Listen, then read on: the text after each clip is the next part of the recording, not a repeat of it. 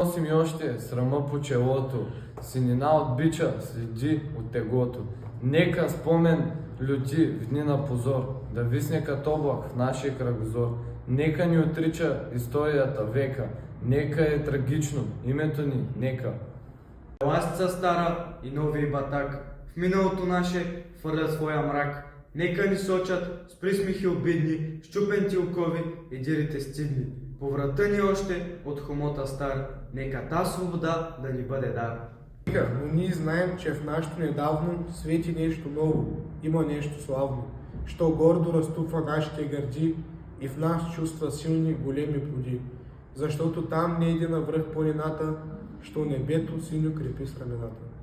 Издига се някой див, чутовен връх, покрит с бели кости и кървав мъх, на безстрашен подвиг, паметник огромен, защото в Балкана има един спомен, има едно име, що вечно живей и в нашата история кът легенда грей.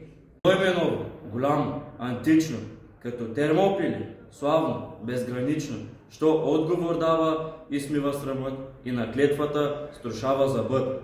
О, Шипка! 3 деня младите дружини. Прохода бренат, горските долини, трепетно повтарят, на боя реват. Пристъпи ужасни, 12 път, гъсти орди лазят по уровата дива, и тела я стелят, и кръв я залива. Бури подир бури, рояк след рояк. Сюлейман безумни сочи върха пак и вика: търчете, тамо са раите. И ордите тръгват с викове сърдите. И Аллах грамовно въздуха разпра. Върхът отговаря с други вик: ура! И с нов дъжд куршуми, камъни и дърви. Дружините наши оплескани с кърви, пушкат и отблъскват, без сигнал, без ред. Всякой гледа само да бъде напред и гърди геройски на смърт да изложи и един враг повече мъртъв да положи. Пушкалата екнат, турците реват. Насипи налитат и падат и мрът, идат като тигри, бягат като овци и пак се завръщат българи орловци. Като лъвове тичат по страшния редут, ни сещат ни жега, ни жажда, ни труд. Штурмът е отчаян, отпорът е лют. Ни вече се бият, но помощ не иде от никъде, взора надежда не види и братските орли не фърчат към тях. Нищо, те ще падат, но често без страх, като шъпа спартанци под сганта на Ксеркса. Талазите идат, всички на штрекса.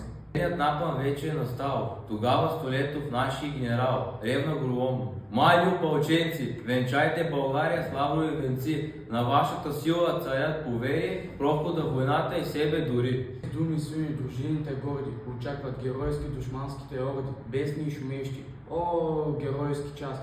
Вълните намират гранарито газ, патроните липсват, но волите траят, щикът се пречупва, градите остаят. Сладката радост до крак да измрът пред цяла вселена на този славен град, с една смърт юнашка и с една победа, България цяла сега на нас и гледа.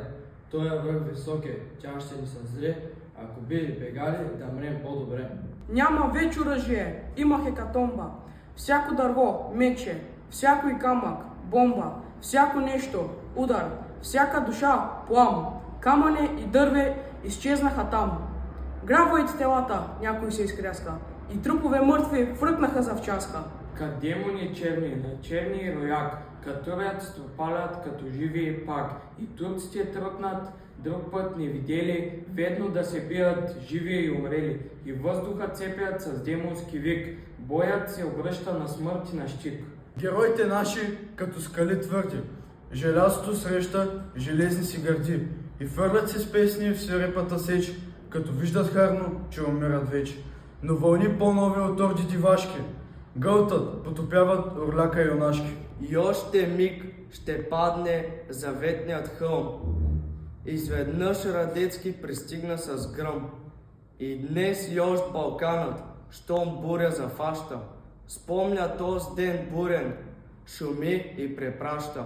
Славата му дивна като някой ек, от урва на урва и от век на век.